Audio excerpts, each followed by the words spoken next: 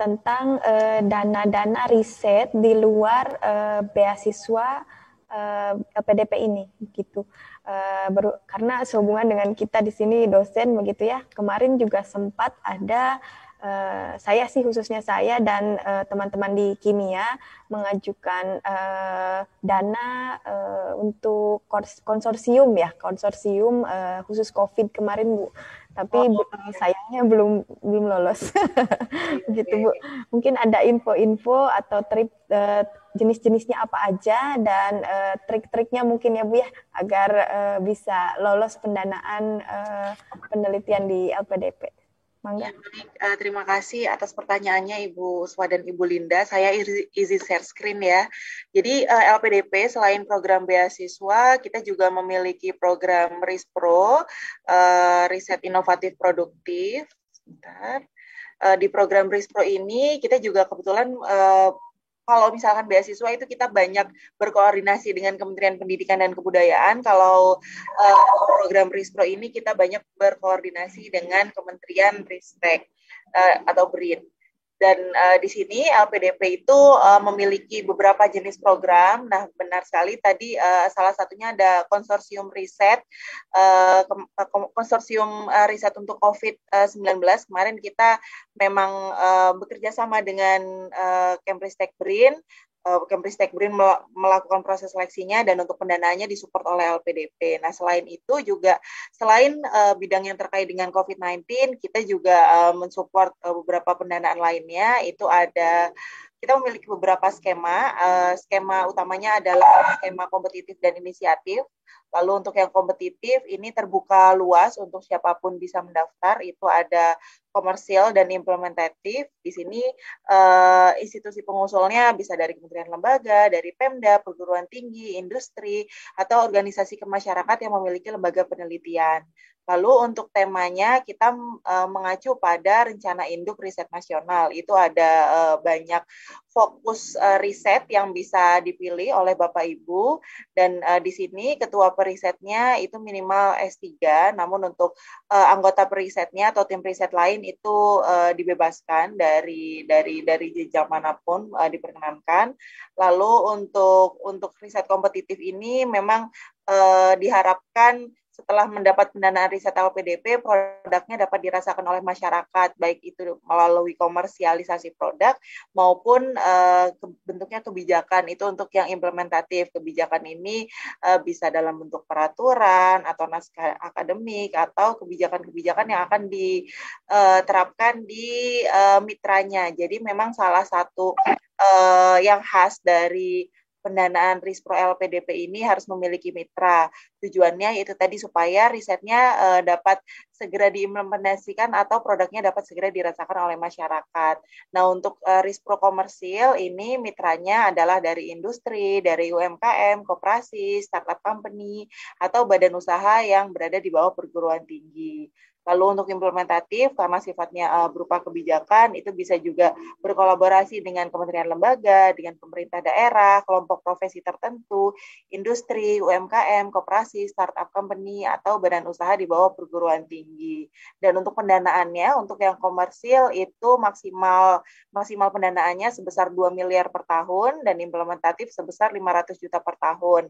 Dan ini sifatnya adalah multi-years. Untuk komersil, itu masa kontraknya itu nanti akan menyesuaikan dengan risetnya. Itu batas maksimalnya adalah 3 tahun dan diperkenankan untuk menambah 1 tahun pendanaan riset itu untuk proses. Lalu ada untuk implementatif itu jangka waktu maksimalnya itu 2 tahun. Itu diperkenankan untuk menambah 1 tahun tambahan itu untuk proses pemanfaatan hasil risetnya. Dan untuk tingkat kesiapterapan teknologinya itu untuk yang komersil itu minimal 5 dan untuk yang implementatif minimal 5. Nah, selain RISPRO kompetitif yang memang terbuka seperti mungkin sifatnya kalau beasiswa seperti beasiswa reguler, kita juga punya program inisiatif yang sifatnya mungkin kalau di beasiswa mirip dengan targeted group atau afirmasi. Nah, ini ada beberapa riset, ada yang sifatnya invitasi, itu kita Rispro invitasi ini sifatnya tematik. Setiap tahun itu kita memiliki tema-tema khusus yang bisa jadi di tema tahun ini dan juga tema tahun berikutnya itu ada perbedaan. Nah, ini bisa kita lihat di sini untuk yang Rispro invitasi, itu institusi pengusulnya bisa dari perguruan tinggi diperkenankan.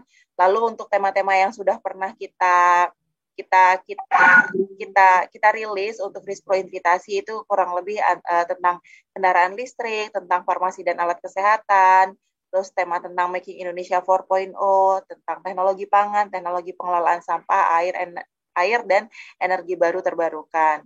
Lalu untuk ketua perisetnya sebenarnya ini dibebaskan, tidak harus S3, namun diutamakan S3. Jadi kalau misalkan ketua perisetnya memiliki gelar dokter, maka akan lebih baik. Lalu untuk outputnya itu berupa produk, teknologi, maupun sifatnya tata kelola. Ini untuk yang implementatif. Lalu untuk maksimal dananya tidak ditentukan karena biasanya memang investasi ini terutama biasanya yang terkait dengan kendaraan listrik dan alat kesehatan itu membutuhkan dana yang cukup besar. Jadi nanti kami akan mengevaluasi apakah kebutuhan dana tersebut sesuai gitu dengan yang memang dibutuhkan gitu. Jadi memang jika kebutuhan tersebut memang sesuai dengan yang dibutuhkan dan logis, maka kita akan dapat mendanai proyek tersebut.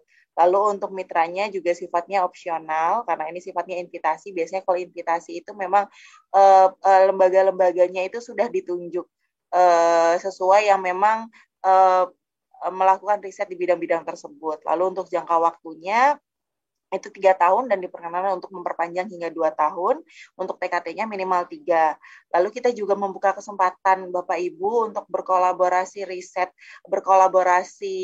melakukan penelitian dengan lembaga-lembaga internasional. Jadi ini diperuntukkan untuk institusi pengusul dari mana saja. Untuk sejauh ini temanya terkait nanoteknologi, kesehatan dan obat, dan juga kemaritiman. Ketua perisetnya juga sama, minimal S3. Outputnya itu publikasi Q1 Index dan maksimal dananya 2 miliar per tahun. Lalu untuk mitranya biasanya ini bersama universitas perguruan tinggi luar negeri. Untuk jangka waktunya 3 tahun, bisa diperpanjang hingga 3 tahun lagi. Lalu untuk yang mandatori, ini biasanya arahan dari Dewan Penyantun, seperti dari Menristek, Mendikbud, dan menteri-menteri yang memang menaungi LPDP. Dan ini nanti ditetapkan arah dan kebijakannya oleh beliau-beliau, dan beberapa ketentuan lainnya nanti akan diatur lebih lanjut sesuai dengan arahan Dewan Penyantun. Jadi kurang lebih seperti itu. Nah, kebetulan untuk saat ini program Rispro juga sedang dalam kajian kebijakan dan masih belum ada pembukaan. Jadi mohon dapat memantau kembali website LPDP dan juga sosial media LPDP untuk update lebih lanjut gitu. Dan untuk bocorannya kebetulan kalau riset ini masih belum ada dalam waktu dekat. Kalau yang terdekat seperti yang disampaikan Ibu Rumpini, untuk beasiswa akan segera dibuka. Saya kira saya kembalikan ke moderator. Terima kasih. Baik, sangat cukup jelas ya Ibu, terima kasih. Jadi kemarin kita sempat berkolaborasi sama program studi yang lain di Universitas Pakuan ini ya, seperti program studi farmasi sama kimia, biologi juga kemarin ikutan bikin ada tiga proposal yang dikirimkan ke LPDP itu harus dicetak, dan kita ternyata baru tahu, saya kira harus online aja, ternyata harus dicetak gitu ya, cukup berjuang banget gitu ya. Tapi tahunya belum dapat kesempatan lulus. Mungkin nanti ya kalau untuk pendanaan selanjutnya kita bisa belajar dari pengalaman ya Bu.